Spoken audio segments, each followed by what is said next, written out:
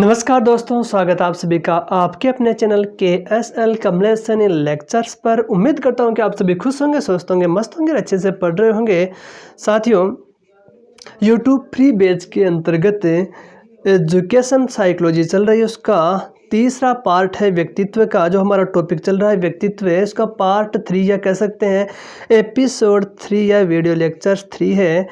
तो शुरुआत करते हैं आज के इस वीडियो की। फ्राइड का मनोलैंगिक सिद्धांत पढ़ेंगे आज साथियों। फ्राइड का मनोलैंगिक सिद्धांत वेरी इंपॉर्टेंट एग्जाम की दृष्टि से।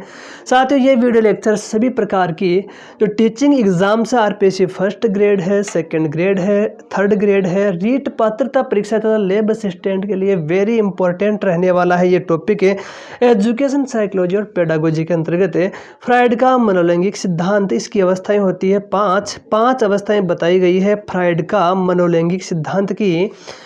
पहली अवस्था है मुखावस्था, 0 से 1 वर्ष। जब बालक है, जन्म से 1 वर्ष की उसकी अवस्था होती है, तो इसे ओरल स्टेज कहा जाता है। इसमें बालक मुख के माध्यम से क्रियाएं करता है, जैसे अंगूठा चूसना, दांतों से काटना। इसके कम होने पर मुखवर्ती निष्क्रिय व्यक्तित्व तथा अधिक होने पर अनुवर्ती आक्रामक व्यक्तित्व हो जाता है। मुखवर्ती चूषण, जन्म से 6 माह तक ये अवस्था होती है मुखवर्ती चूषण अवस्था। इसमें स्तनपान करना, अंगूठा चूसना आदि क्रियाएं पाई जाती हैं। यह आत्म कामुकता की अवस्था होती है। मुखावस्था के अंतर्गत दूसरी इसकी उप अवस्था है मुखवर्ती दंशवरान अवस्था। 7 से 12 माह तक का बालक होता है, उसमें यह अवस्था पाई जाती है दांतों से काटना। मुख्य जो लक्षण है इसका दांतों से काटने का। नंबर 2 है गुदावस्था। 2 से 3 वर्ष का जो बालक होता है, उसमें यह अवस्था अनाल स्टेज कहलाती है। बालक मलमूत्र विसर्जन संबंधी क्रियाओं में आनंद लेता है। इनके ज़्यादा या कम होने पर बालक का व्यक्तित्व आक्रामक व धारणात्मक व्यक्तित्व बन जाता है। नंबर 3 है लिंग प्रधान अवस्था। 3 से 4 या 5 वर्ष तक ये अवस्था पाई जाती है, जिसे फैलिक स्टेज कहा जाता है। बालक के यौन सुख का केंद्र बिंदु अब उसके यौनांगों में स्थानांतरित हो जाता है। बालक बालिकाएं अपने यौनांगों में अंतर पहचानते हैं। ओडिपस, जिसे मात्र मनोग्रंथि कहा जाता है, लड़कों में पाई जाती है। माँ के प्रति प्रेम प्रदर्शित करते हैं ओडिपस ग्रंथि के कारण। इलेक्ट्रा ग्रंथि जो पितृ ग्रंथि होती है, लड़कियों में पाई जाती है। पिता की प्रति प्रेम प्रदर्शित करती हैं लड़कियां, इसके कारण से। नोट, लिंग के प्रति ईर्ष्या का भाव लिंग प्रधान अवस्था में आता है। बदिया होने की चिंता। नंबर 4 सुप्तावस्था, अव्यक्त अवस्था। 6 से 12 वर्ष की अवस्था में यह सुप्तावस्था या अव्यक्त अवस्था कहलाती है, जिसे द लेटेंस स्टेज कहा जाता है। किशोरावस्था के आगमन तक यौन भावनाओं का सुप्त काल। बालक किसी भी प्रकार का काम व्यवहार नहीं करता है, अर्थात लड़के लड़कियों के साथ, लड़की लड़कियों के साथ। इसकी प्रमुख जो विशेषता है कि किशोरावस्था के आगमन तक यह अवस्था कहलाती है। 6 से 12 वर्ष तक यौन भावनाओं का सुप्त काल इसे कहा जाता है। बालक किसी भी प्रकार का काम व्यवहार नहीं करते हैं, अर्थात लड़के लड़कों के साथ, लड़की लड़कियों के साथ। 5वां है जननेंद्रिय अवस्था, द जेनाइटल स्टेज। 13 वर्ष से लगातार रज या वीर्य की उत्पत्ति तथा किशोरावस्था के आगमन से विकास की अंतिम अवस्था शुरू होती है। विषमलैंगिक प्रेम, समलिंगी प्रेम। इसमें विषमलिंगी प्रेम तथा समलिंगी प्रेम दोनों विशेषताएं पाई जाती हैं। लड़का लड़के के साथ, लड़की लड़की के साथ, लड़का लड़की विषमलिंगी हो गया, तो समलिंगी तथा विषमलिंगी प्रेम इसकी प्रमुख विशेषता है। फ्रायड के सिद्धांत का महत्व क्या है? तो अचेतन अभिप्रेरणा पर सर्वाधिक बल दिया है फ्रायड महोदय ने। शिक्षा के उद्देश्य को विस्तृत करना इनका सिद्धांत का प्रमुख महत्व है। संपूर्ण व्यक्तित्व पर बल दिया है इन्होंने। बाल निर्देशन, मानसिक स्वास्थ्य, छात्र केंद्रित अवधारणाओं को प्रोत्साहन करना, मानव व्यवहार के निर्धारण में मूल प्रवृत्तियों पर बल देना। नार्सिसिज्म, स्वमोह। फ्रायड के अनुसार बालकों में अपने ही रूप पर मोहित होने की भावना देखी जाती है। स्वमोह या नार्सिसिज्म किसे कहा जाता है? तो फ्रायड महोदय ने बताया इसकी डेफिनेशन है कि बालकों में अपने प्रति मोहित होने की भावना पाई जाती है एवं बालक स्वयं से प्रेम करने लगता है। इस भावना को फ्रायड ने नार्सिसिज्म कहा है। अगला है नव मनोविश्लेषणात्मक सिद्धांत। वेरी इंपॉर्टेंट फॉर एग्जाम की दृष्टि से बहुत ही महत्वपूर्ण है ये सिद्धांत, जिसका नाम है मनोविश्लेषणात्मक सिद्धांत। प्रतिपादक है Jung, Adler, Horney, Erich Fromm, Erikson, Sullivan, Anna Freud, Hartmann, ये इनके प्रतिपादक है। नव मनोविश्लेषणात्मक सिद्धांत, नव मनोविश्लेषणात्मक सिद्धांत के प्रतिपादक हैं साथियों Jung, Adler, Horney, Erich Fromm, Erikson, Sullivan, Anna Freud, Hartmann. इस सिद्धांत के अनुसार व्यक्तित्व केवल जैविक कारकों से प्रभावित नहीं होता अपितु सामाजिक कारकों से भी प्रभावित होता है।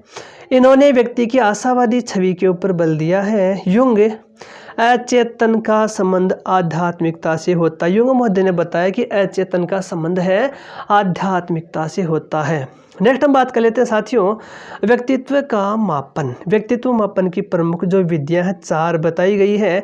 आत्मनिष्ठ विधियां, वस्तुनिष्ठ विधियां, प्रक्षेपण या प्रक्षेपी विधियां, मनोविश्लेषण विधियां। नंबर 1 पर हम बात कर लेते हैं आत्मनिष्ठ विधियों की। आत्मनिष्ठ विधियों के अंतर्गत पहली आती है आत्मकथा निरीक्षण विधि। प्रवर्तक का नाम है William Wundt Titchener. William Wundt तथा टिचनर ने यह आत्मकथा निरीक्षण विधि दी है। इसके प्रवर्तक या प्रतिपादक है विलियम वुंट तथा टिचनर महोदय। तात्पर्य क्या निकलता है? स्वयं का स्वयं द्वारा निरीक्षण करना आत्मकथा निरीक्षण कहलाता है, या कह सकते हैं आत्मनिरीक्षण। जब व्यक्ति स्वयं अपनी जीवन कथा अपने आप लिखता है तो इस प्रकार लिखी हुई आत्मरचना आत्मकथा कहलाती है। इसमें वह अपनी जीवन संबंधी विशेष घटनाओं तथा व्यक्तित्व संबंधी बहुत ही बातों को प्रकाश में लाने का प्रयत्न करता है।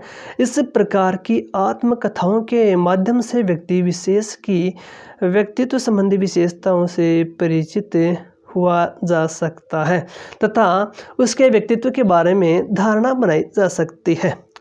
नंबर 2 है व्यक्ति इतिहास विधि। व्यक्ति इतिहास विधि, जीवन इतिहास विधि, केस स्टडी जिसे कहा जाता है। वेरी वेरी इंपॉर्टेंट एग्जाम की दृष्टि से व्यक्ति इतिहास विधि, जीवन इतिहास विधि, केस स्टडी जिसे कहा जाता है। प्रवर्तक है टाइडमैन। किसी दूसरे व्यक्ति द्वारा किसी व्यक्ति के जीवन संबंधी बातों को लिखकर प्रकट की गई रचना असामान्य व्यक्तियों का अध्ययन किया जाता है। इसके अंतर्गत क्या है? असामान्य व्यक्तियों का अध्ययन किया जाता है। किसी दूसरे व्यक्ति द्वारा किसी व्यक्ति के जीवन संबंधी बातों को लिखकर प्रकट की गई रचना क्या कहलाती है? व्यक्ति इतिहास विधि, केस स्टडी जिसे कहा जाता है। इसके प्रवर्तक का नाम है टाइडमैन। क्या? टाइडमैन। जैसे बाल अपराधी, समस्यात्मक बालक, प्रतिभाशाली बालक इत्यादि। केस स्टडी व्यक्ति इतिहास विधि का प्रयोग है असामान्य व्यक्तियों पर किया जाता है। जैसे कोई बाल अपराधी हो, समस्यात्मक बालक हो या प्रतिभाशाली व्यक्ति या बालक होता है, इनका जीवन इतिहास विधि के द्वारा क्या है? अध्ययन किया जाता है। प्रश्नावली विधि, क्वेश्चन आंसर मेथड। आदि जनक है इसके सुकरात। मनोविज्ञान में इस विधि की शुरुआत वुडवर्थ महोदय ने की। वेरी इंपॉर्टेंट, क्या वुडवर्थ महोदय ने मनोविज्ञान में इस विधि की शुरुआत की? किस विधि की? प्रश्नावली विधि की। प्रश्नावली विधि का दर्शन प्रसिद्ध दार्शनिक सुकरात ने गीता दर्शन को आदर्श मानते हुए दिया, लेकिन इसके जन्मदाता जो है वुडवर्थ है। प्रश्नावली विधि का जन्मदाता वुडवर्थ को माना जाता है। Very very important. प्रश्नों के समूह को प्रश्नावली कहा जाता है। इस विधि में अध्ययनकर्ता का सामने उपस्थित होना आवश्यक नहीं है। क्या? इस विधि में अध्ययनकर्ता का सामने उपस्थित होना आवश्यक नहीं है। तो इस विधि से एक साथ लाखों लोगों के व्यवहार का अध्ययन किया जाता है। प्रश्नावली 4 प्रकार की होती है। क्या? प्रश्नावली 4 प्रकार की होती है। बंद प्रतिबंधित प्रश्नावली, बंद या प्रतिबंधित प्रश्नावली, इसमें उत्तर हाँ या ना में देना होता है। प्रश्नावली 4 प्रकार की होती है। नंबर 1 है बंद या प्रतिबंधित प्रश्नावली, इसमें उत्तर हाँ या ना में देना होता है।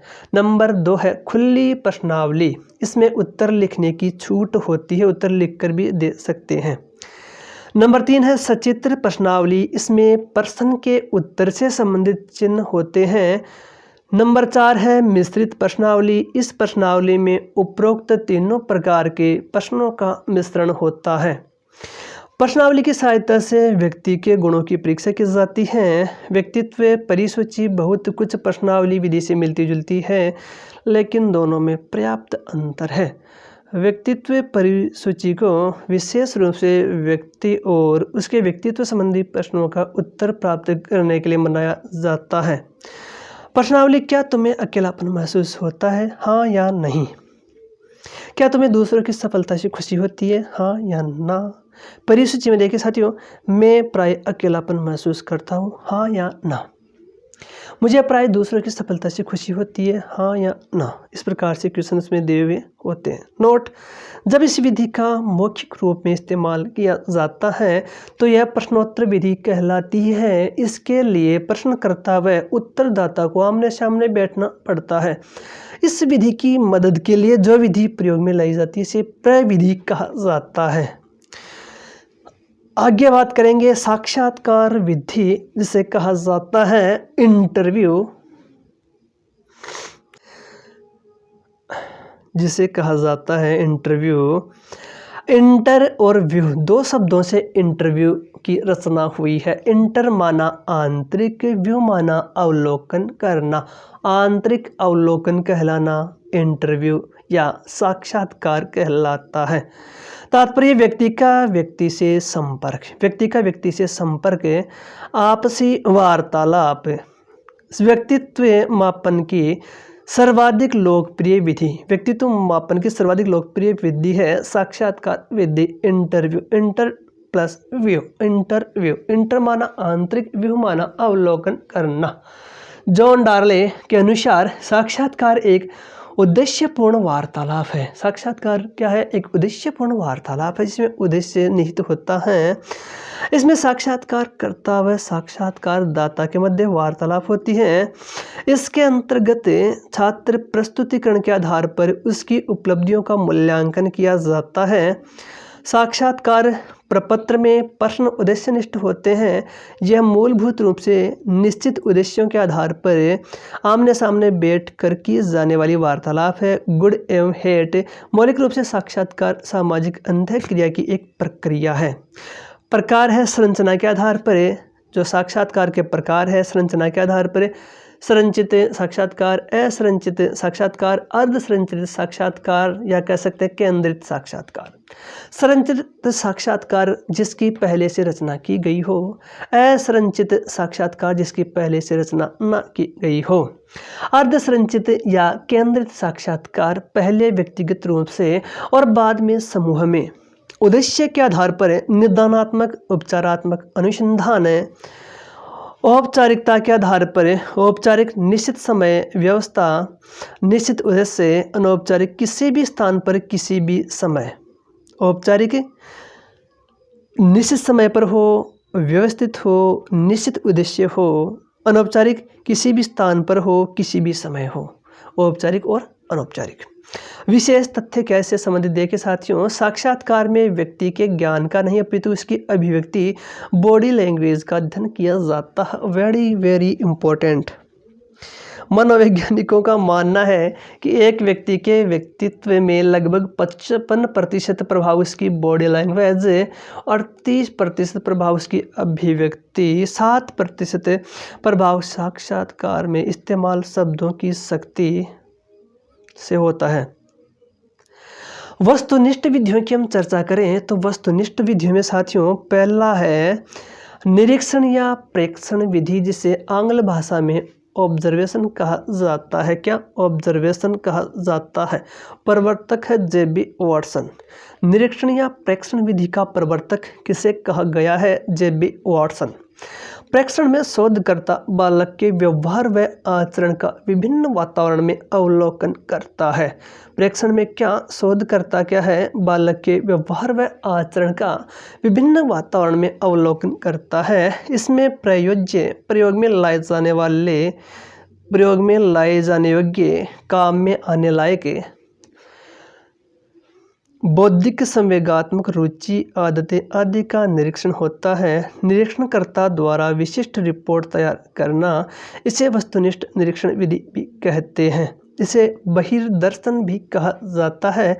एक व्यक्ति के द्वारा दूसरों की क्रियाओं का अध्ययन करना हो। किसी संबंधित विषय वस्तु का सूक्ष्म निरीक्षण करके वास्तविक रूप में अध्ययन करना अवलोकन कहलाता है। अवलोकन क्या है? किसी संबंधित विषय वस्तु का सूक्ष्म निरीक्षण करके वास्तविक रूप में अध्ययन करना अवलोकन कहलाता है। छोटे बच्चों के लिए सर्वाधिक उपयोगी है। बालकों के व्यवहार एवं योग्यता का पता लगाया जाता है। अवलोकन के द्वारा एकत्र किए गए आंकड़े व सूचनाएं अधिक विश्वसनीय होती हैं।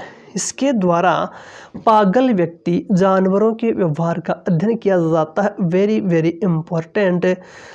यदि व्यवहारकर्ता को यह मालूम हो जाए कि उसके व्यवहार का अध्ययन किया जा रहा है तो बनावटी व्यवहार होने की संभावना रहती है, इसमें पक्षपात होने की संभावना रहती है।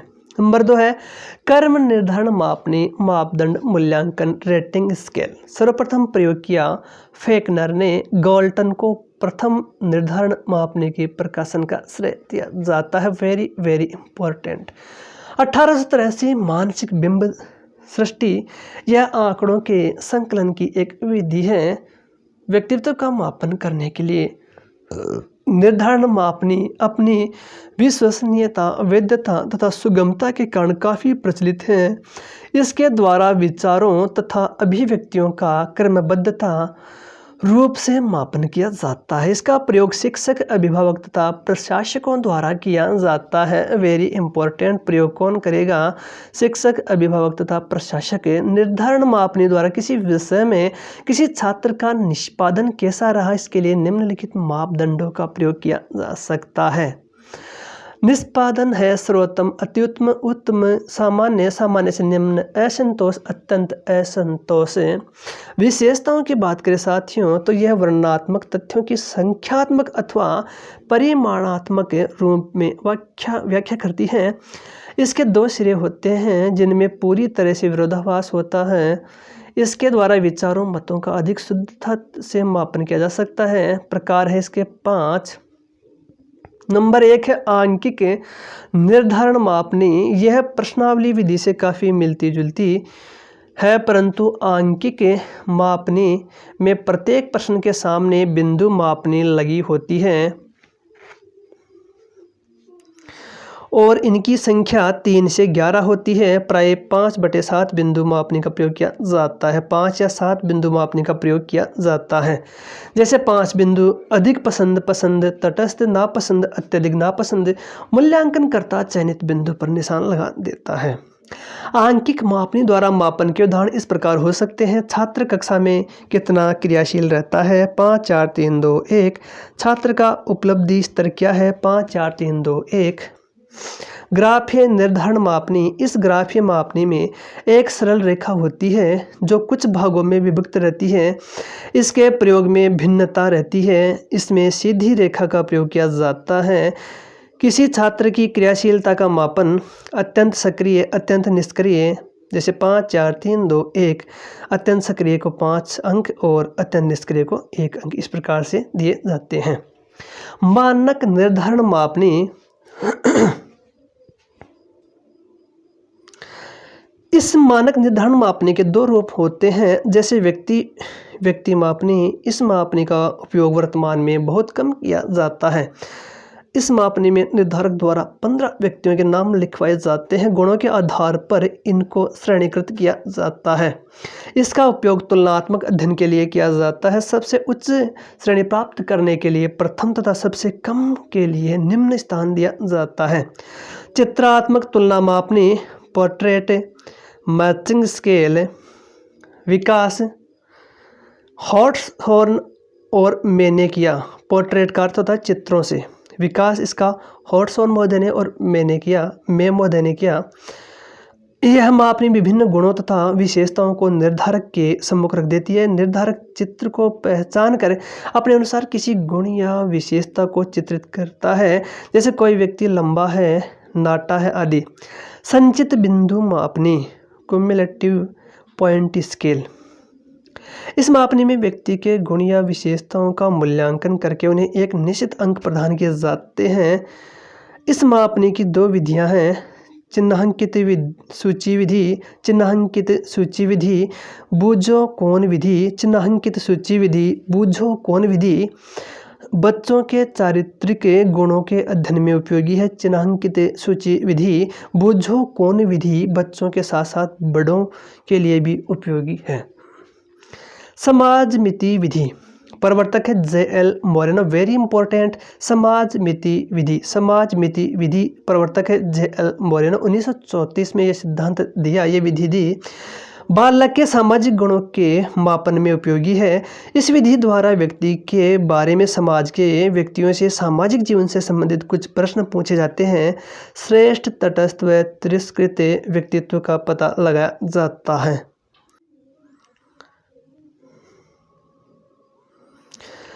परिस्थिति परीक्षण विधि, सिचुएशन टेस्ट जिसे कहा जाता है, इसमें व्यक्ति को किसी विशेष परिस्थिति में रखकर उसके व्यक्तित्व की जांच की जाती है।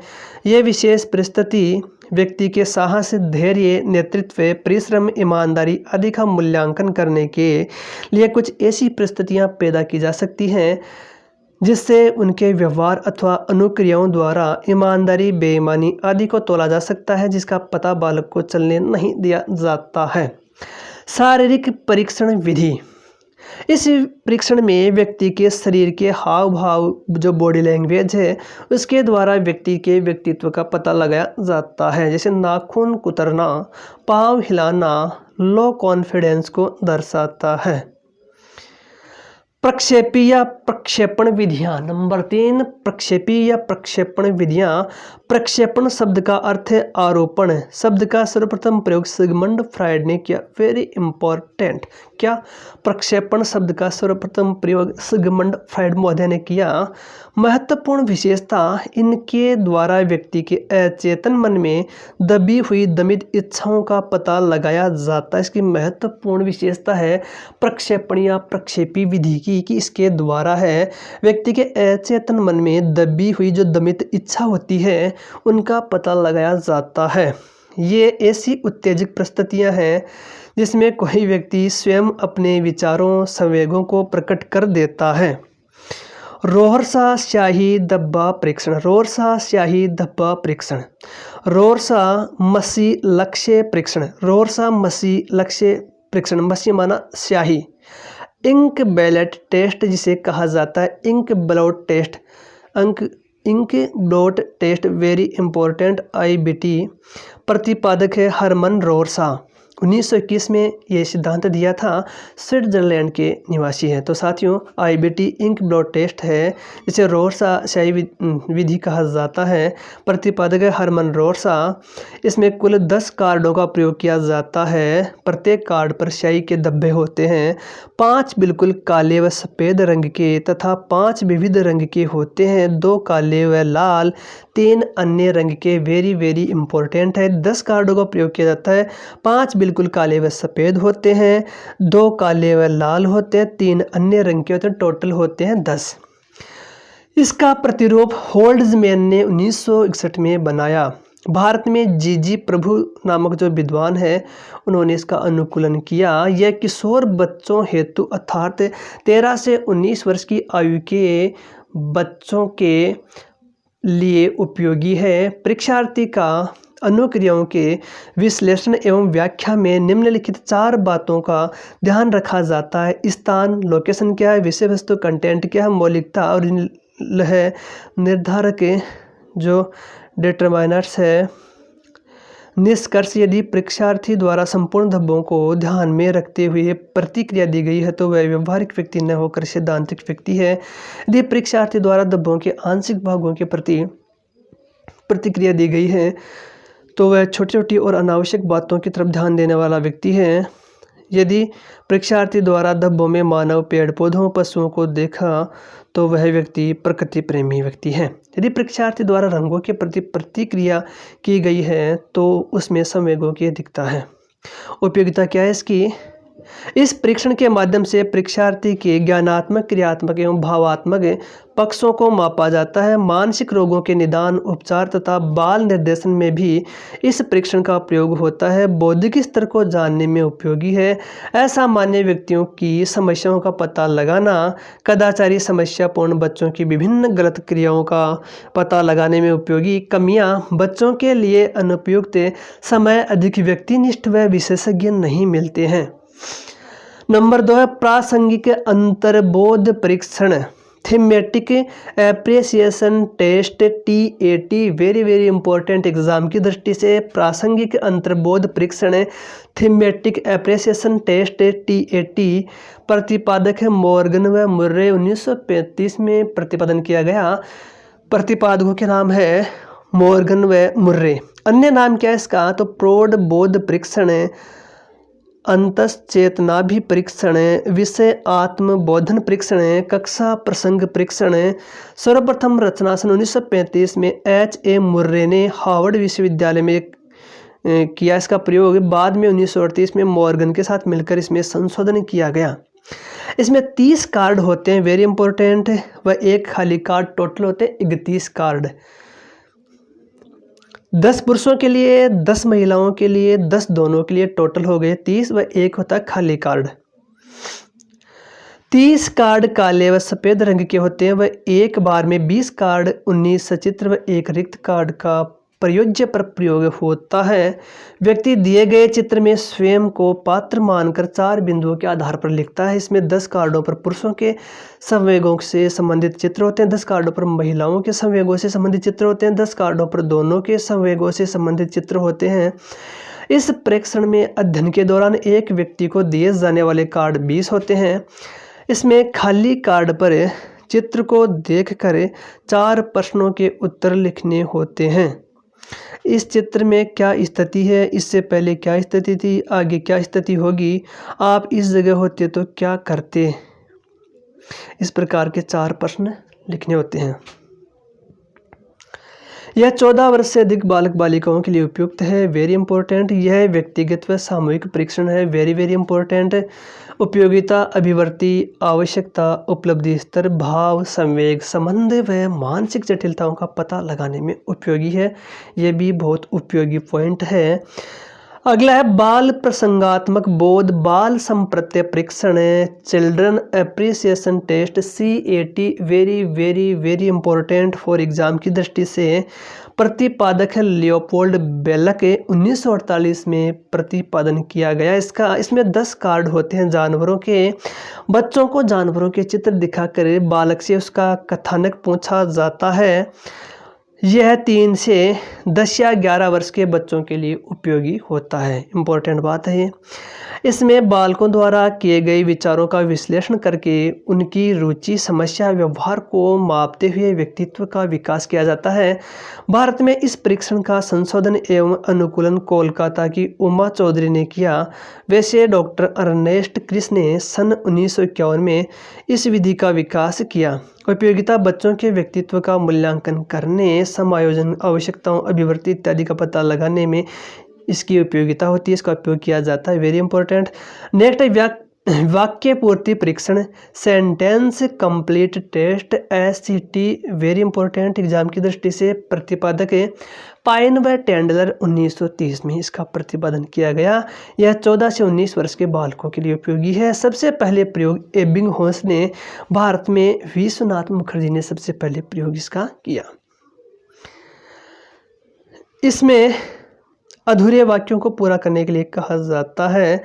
यह विधि लिखित होने के कारण शिक्षित व्यक्तियों के लिए उपयोगी है। उपयोगिता दबी हुई दमित इच्छाओं का पता लगाने के लिए। अगला शब्द साहचर्य परीक्षण, स्वतंत्र शब्द साहचर्य परीक्षण, वर्ड एसोसिएशन टेस्ट, FWAT। प्रतिपादक है फ्रांसीसी गाल्टन। 1879 में इसका प्रतिपादन किया गया। 75 शब्दों की सूची तैयार की। सर्वप्रथम प्रयोग युंग व फ्रायड ने किया। युंग ने 100 शब्दों की मापक सूची तैयार की।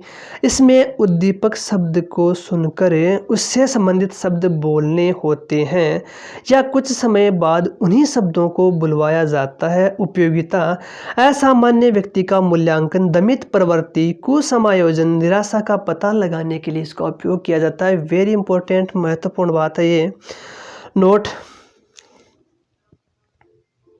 मुक्त साहचर्य परीक्षण का निर्माण केंट व रोजन एफ ने किया। इसमें 100 शब्दों की सूची है। नाटक, अभिनय विधि या खेल विधि, role play, very important exam की दृष्टि से। प्रतिपादक JL मोरेनो। इस विधि में खेल व अभिनय की सहायता से बालक के अचेतन मन की भावनाओं को जानने का प्रयास किया जाता है तथा व्यक्तित्व का पता लगाया जाता है। Next SAT, senior appreciation test, प्रौढ़ परीक्षण। इसके प्रतिपादक है लियोपोल्ड बेलक। इसमें 16 कार्ड होते हैं। 50 वर्ष से अधिक उम्र के व्यक्तियों के लिए उपयोगी है। उमा चौधरी ने 1978 में भारत में इसका अनुवाद किया। ड्रा ए पर्सन परीक्षण, अभिव्यक्ति परीक्षण विधि। प्रवर्तक है मैकोवर। 1926 में प्रतिपादन इसका किया गया। बालक को कोई भी चित्र बनाने के लिए कहा जाता है।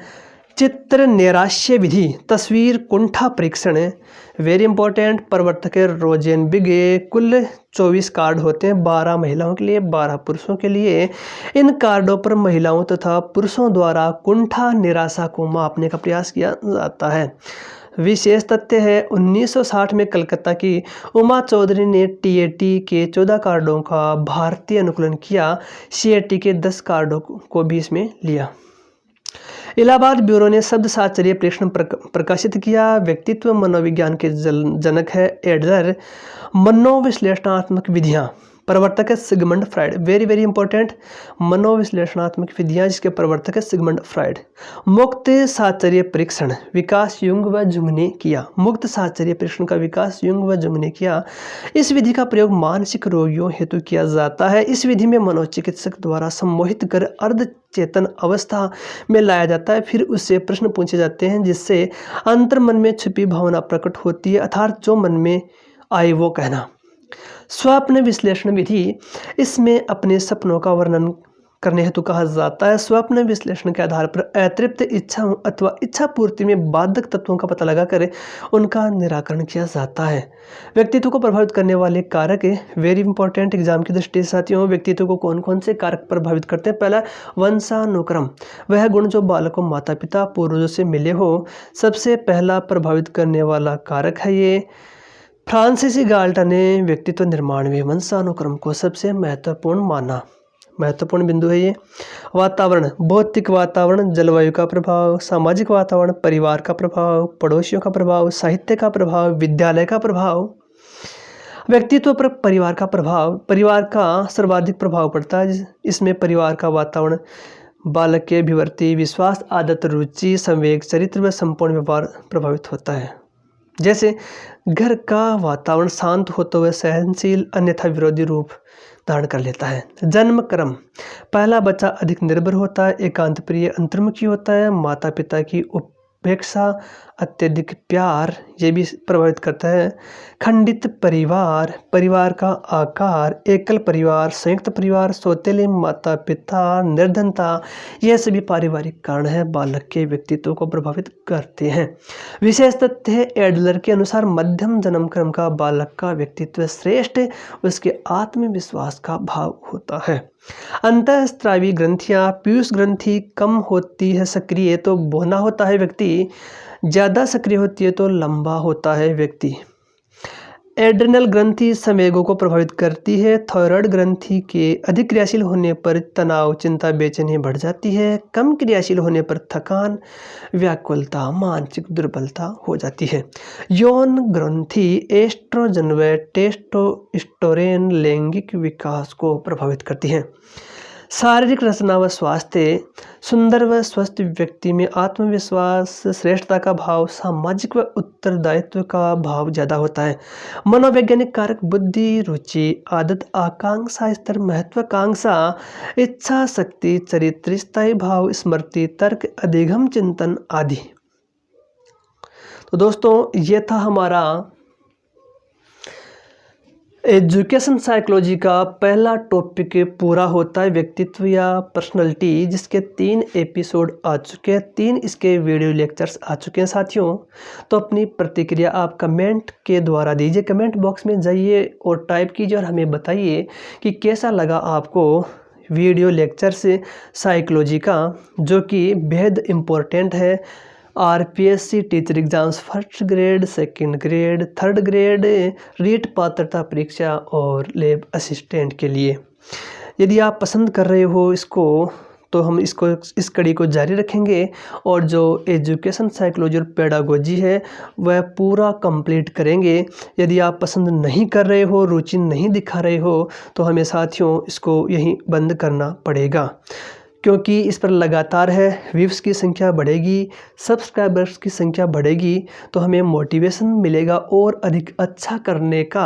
अन्यथा इसको क्या है साथियों समाप्त करना पड़ेगा, क्योंकि हम मेहनत भी करें, अच्छे से अच्छा कंटेंट भी लेकर आए, क्वालिटी कंटेंट बनाए, क्वालिटी के साथ कोई समझौता न करके अच्छे से अच्छा कंटेंट देने का प्रयास करें, उसके बावजूद हमें आउटपुट नहीं मिले तो साथियों हमें क्या है इसको कड़ी को यहीं बंद करना पड़ेगा। वरना हमारा जो लक्ष्य था कि एजुकेशन जो साइकोलॉजी है उसको पूरा करवाना था, जो कि first grade, second grade, REET पात्रता परीक्षा के जो सिलेबस है उसके अकॉर्डिंग पूरा सिलेबस हमारा करवाने का उद्देश्य था, और वह भी क्वालिटी को मेंटेन रखते हुए क्वालिटी कंटेंट के साथ। साथियों व्यक्तित्व जो टॉपिक था वो पूरा आप 3 एपिसोडों में जो 3 वीडियो लेक्चर्स है इसमें आप देख सकते हो कि हमारा कंटेंट किस प्रकार का है। कंटेंट देख करके आपको मालूम चल गया होगा कि उसकी क्वालिटी कैसी है। यदि आपको पसंद आई है ये क्वालिटी, ये कंटेंट है, तो बिल्कुल कमेंट बॉक्स में लिख दीजिए, कमेंट करके बताइए कि आपको ये जो सेशन पसंद आ रहा है एजुकेशन साइकोलॉजी का, तो इसको हम रेगुलर रखेंगे, इस पर अच्छे व्यूज़ आएंगे, अच्छे सब्सक्राइबर गेन होंगे, तो क्या हमें मोटिवेशन मिलेगा, पॉजिटिव मोटिवेशन, और हम इसको रेगुलर रख पाएंगे। वरना हमें क्या है इसको बंद करना पड़ेगा। हम बंद नहीं करना चाहते, लेकिन साथियों हमें है आउटपुट भी मिले तब है, मतलब कि इस पर व्यूज़ आए, आपकी रुचि बनी रहे, तब इसको जारी रखने का महत्व बनता है। तो साथियों ये था हमारा पहला जो पूरा होता है, इसमें जो व्यक्तित्व जो टॉपिक है पूरा होता है। 3 एपिसोड और 3 कह सकते हैं वीडियो लेक्चर्स के माध्यम से हमने व्यक्तित्व जो पर्सनालिटी टॉपिक है वो इसमें पूरा कंप्लीट किया। तो दोस्तों यदि आपको ये वीडियो लेक्चर्स पसंद आया तो इसे लाइक कीजिए, कमेंट कीजिए, शेयर कीजिए। पहली बार यदि आप चैनल पर विजिट कर रहे हो तो चैनल को सब्सक्राइब अवश्य कीजिए। आज के लिए इस वीडियो में इतना ही, मिलते हैं किसी नए टॉपिक, नए वीडियो के साथ। तब तक के लिए स्वस्थ रहिए, मस्त रहिए, अच्छे से पढ़ते रहिए। जय हिंद, जय भारत, धन्यवाद साथियों।